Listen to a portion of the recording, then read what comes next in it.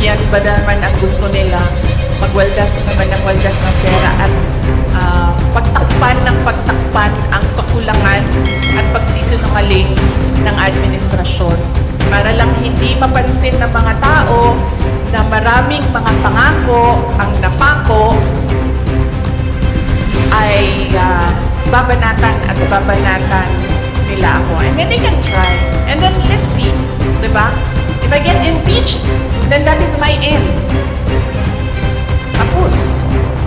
Magandang hapon kasi I only have one question and Opo. five follow-up. Kasi tatlo lang daw pwede lang. Ma'am, have you received already the subpoena po served yesterday by the FBI? Yes, natanggap namin yung subpoena ng NBI and nilagay nila doon na they are investigating grave assault Yes. and Right. violations under the Anti-terror. violations under the anti-terrorism law. So what's your... Ang unang-unang ginawa namin is I requested to reschedule the invitation dahil nag-conflict siya sa schedule namin sa hearing ng House of Representatives sa Committee on Good Government. So conflict silang dalawa and pinrioritize namin yung hearing sa House of Representatives kasi kahit man hindi ako umattend doon, umattend ako sa investigation, nakikiusap talaga lagi. And yun din talaga ang promise ko sa kanila simula pa nung mag-umpisa lahat ng mga investigasyon na sasamahan ko yung mga employees ng Office of the Vice President na pinapatawag sa mga hearings. But what's your reaction, ma'am, to these cases filed against you po? Lalo yung sinabing possible pati yung anti-terror. At saka, idagdag ko na rin yung pinal po ng PNP just today po against you, against your group commander, and some more John Does and Jane Does po. Dahil sa nangyari po ng transfer from DMMC to St. Luke's po, ma'am. Yes, oo. Well, on face value, hindi ko naman nakita kung ano yung mga allegations niya, no? Meron lang mga pinagpapasapasahan na cover noong complaints. On face value, it will not hold water. And then, ang pangalawa is yung grave assault. I believe, pinipilit na lang talaga nila na gawa ng kaso yung mga remarks ko. And pangatlo, natatawa ako sa violations on the anti-terrorism law kasi sinusubukan nila to reach sa aking properties and assets. Kasi itong violation ng anti-terrorism law, ginawa nila ito kay Congressman Arnie Teves. So they have a playbook on what you do to a person na kakasuhan mo ng anti-terrorism law. So ano ba yun? Ano bang gusto nilang gawin? Kaya sila nagfa-file or nagcha-charge ng anti-terrorism law. Gusto nila mag-cancel ng passport. Gusto nila mag-red notice sa international. So hindi ka makakagalaw overseas. Gusto nila mag-amlak. Anti-money laundering violations. So, ibig sabihin nun, i-freeze nila yung pera mo at yung properties mo. Hindi ka makakagastos ng pera at hindi ka makakapasok sa properties mo. At gusto nila mag-issue ng mga search warrants. Anong ginagawa nun? Papasukin nila yung properties mo. And nagtanong ako sa Negros kung anong nangyari doon. Kasi nga, tinitingnan ko yung ginagawa nila and they're doing the Arnie Teves playbook. Ang ginawa nila doon, pumasok sila sa mga bahay, mga properties. Nagsasabi sila, may clearing team kami. Para daw safe mag-search, mauuna yung clearing team. maglalagay ng kung ano-anong baril or kung ano-anong mga posibleng illegal na mga bagay, kasama na droga, ganon. Pagkatapos, papasok ang search team. Pagpasok sa search team, syempre, nandoon na yung mga hinahanap kuno nila. So yan ang sinusunod nila. It's not without precedent ang pag-file nila ng anti-terrorism law. Yung mga sinabi ko ngayon, yun yung gusto nilang gawin. Kaya pinipilit nila na merong violation sa batas. Mag-cancel ng passport, mag-red notice, mag-amlak, mag-issue ng kaliwat kanang search warrant. So ibig sabihin, babalik pa rin tayo dun that this is clearly oppression and harassment for remarks that pinipilit nila to take it out of its logical context. Abogado ako. Alam ko kung anong illegal at illegal. Alam ko kung anong actionable at hindi actionable. Hindi actionable ang maghabilin ka. Hindi actionable yun. Walang active threat kung hindi ako mamatay. Walang mali doon. Walang illegal doon. Sinabi nila kahapon kung sino bang nandoon sa inyo sa interview, press briefing namin. Sabi nila, pinalaki at pinalakas yung security ng First Family, ng President, dahil may threat. So ako, napaisip ako, nilalakasan niyo yung security niya? Ibig sabihin ba nun, papatayin na ako? Why for? Will you double the security? Diba? Itong mga dictators and oppressors, unfortunately, hindi sila magaling mag-isip. Basta lang sila tira,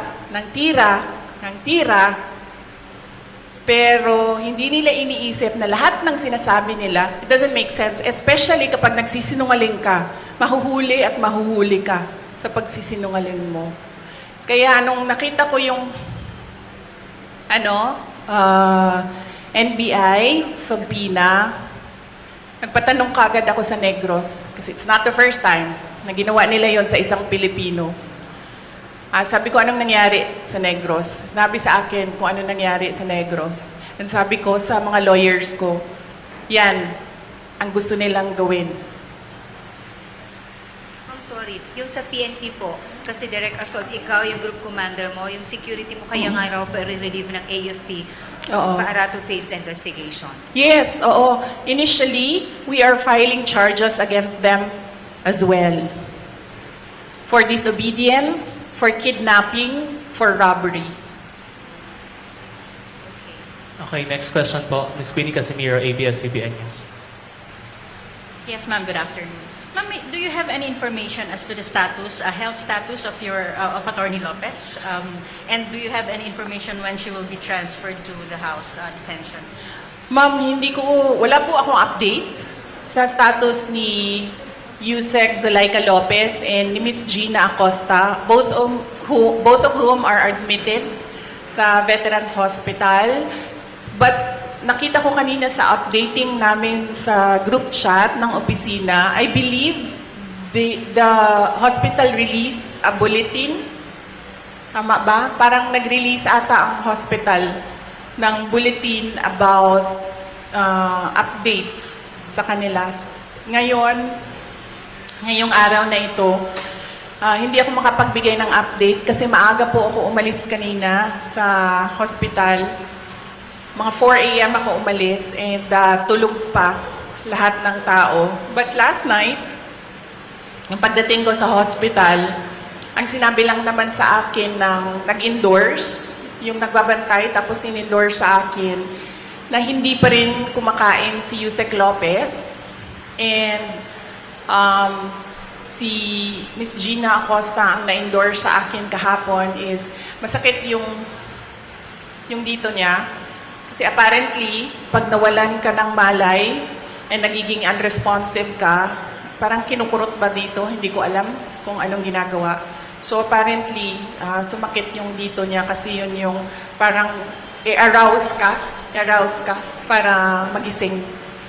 So yun yung updates based on sa pakikipag-usap ko sa kanila. Another question po, just very quick. Do you see yourself patching things up with BBM in the future? Do you see that happening at all? Well, I believe, ma'am, that we reached the point of no return. I really believe that we have reached the point of no return. And it is clear, ma'am,